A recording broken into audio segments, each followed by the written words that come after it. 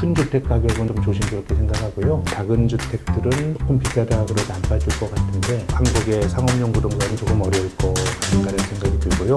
안녕하세요. 김학균 신영증권 리서치 센터장님 모시고 말씀 나누겠습니다. 돈을 이렇게 막대하게 풀고 있기 때문에 시중에 유동성이 풍부해지고 사람들의 관심은 당연히 이렇게 많아진 돈이 자산 가격을 끌어올릴 거다. 또 말씀드리고 싶은 거는 금리가 낮다고 자산 가격이 자동적으로 올라가는 건 아닙니다. 우리 주식도 그렇잖아요. 뭐 초저금리가 10년 지속이 됐는데 그냥 박스권에서 머물렀고 하기 때문에 뭔가 성장이 있어야지 자산 가격이 올라가는 겁니다. 글로벌 금융위기 이후 10년이 자산가들만 좋았던 세상이거든요.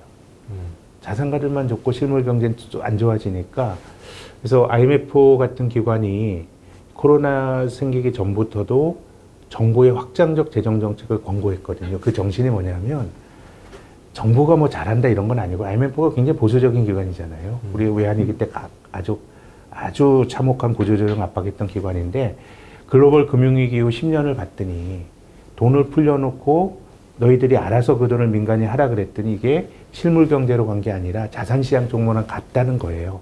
근데 중앙은행이 할 수 있는 거는 금리를 낮추는 것밖에 없으니까 정부의 재정 정책은 필요한데 돈을 직접 쓸 수 있거든요. 정부는.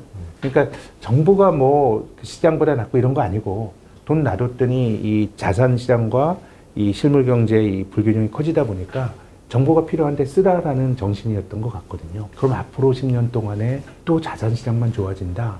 좀 이거는 저는 사회가 지탱 안 된다고 봐요. 그 자본주의가 적당한 불균형이라고 하는 건 경쟁을 촉진시켜 좋은 건데, 우리가 살아간 메인 스트리트는 여기 있는데 자산가들만 좋아진다 그러면, 그래서 코로나 이전부터도 뭐 이런 뭐 비즈니스 라운드 테이블 이런 거 미국의 기업가들이 뭐 사회적인 책임 뭐 이런 거 논의하게 된 게 이제 잃을 게 많은 사람들이 지켜야 되는 거거든요. 저는 좀 그게 자본주의의 모럴이고 도덕성이라고 생각합니다. 그래서 저는 자산시장만 올라가는 거는 가능하지 않다고 보는 쪽입니다. 돈은 많이 풀렸는데 본원통은 많이 풀렸어요. 중앙은행이 돈 찍어서 은행의 지준에 넣어주는 본원통은 많이 풀렸는데, 미국도 지금 화폐 유통 속도가 굉장히 떨어지고 있어요.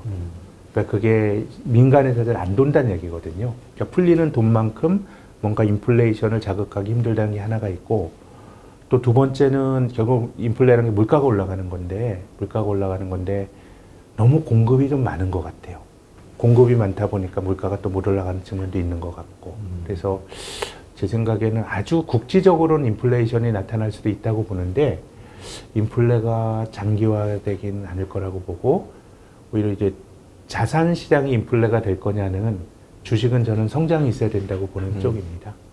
특히나 이제 우리나라에서는 부동산에 관심이 많고, 네. 부동산 시장에 이게 어떤 식으로 영향을 미치게 될까요? 근데 상업용 부동산이란 건 수익이 나와야 되는데, 지금 뭐 아마존의 약진 이런 게 상업용 부동산을 압박하는 거거든요. 이번 주에 감정원인가요? 이랬다 보니까 한국의 상업용 부동산의 공시률이 좀 깜짝 놀랄 정도로 높아져서 그쪽은 조금 어려울 거 아닌가라는 생각이 들고요. 돈이 있더라도 뭐 일본의 사례가 그렇잖아요. 90년대 중반부터 저금리가 됐는데 자산 가격이 올랐는가? 그건 아니에요. 일본은 버블이 컸고 또 성장이 없다 보니까 그 자산이 못 오른 거예요. 주식이나. 근데 한국은 일본처럼 버블이 많은가냐에 대해서는 좀 논란이 있는데, 주식은 뭐 버블이 있다고 말하기도 힘들고요. 부동산도 뭐 90년대 후반에 80년대 후반에 일본과 같은 버블은 아닌 것 같아서 버블에 대해서는 동의하진 않지만, 뭔가 성장이 없으면 돈이 있다고 해서 자동적으로 올라가는 건 아니고, 특히 뭔가 캐시플로우가 나와야 될 상업용 부동산은 더더욱 좀 힘들어지는 것 같고, 주택은 글쎄요 잘 모르겠네요. 의식주긴 한데, 근데 우리의 인구 구조가 1분기가 상당히 좀 많이 낳는다는 거 아니에요?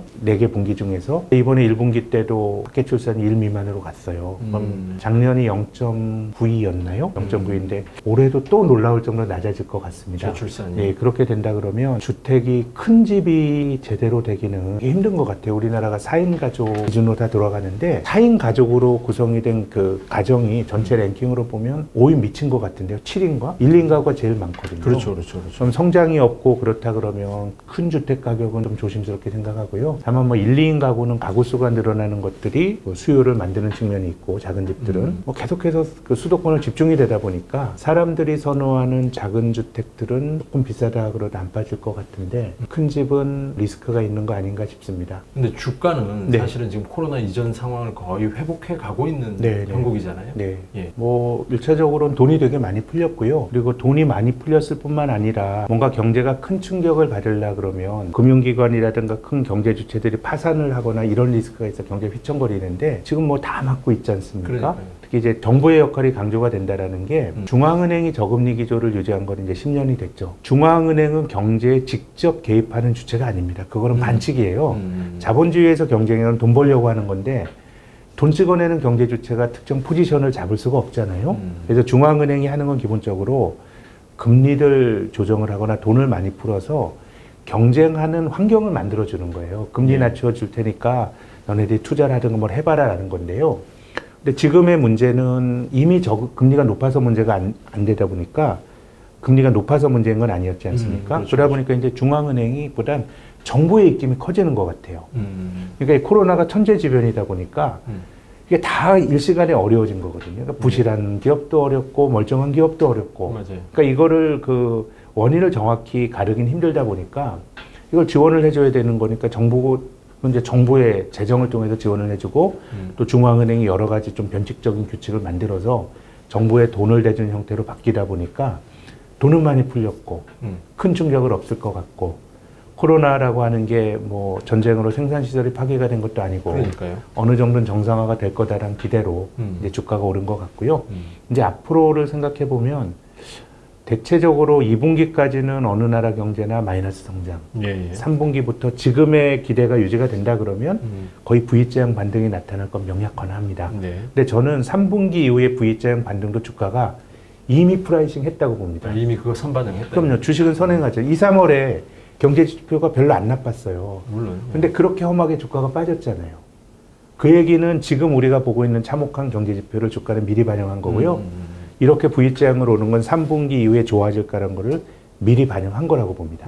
그럼 주가가 정상화된 상황에서 우리가 고민해 돼야 할 거는 방향은 V자형일 것 같은데 이게 궁극적으로 코로나 이전의 레벨까지 갈 거냐가 중요한데 미국의 경우는 GDP 기준으로 보면 작년 말의 GDP를 한 2022년이 되어야나 회복이 될 것 같고요.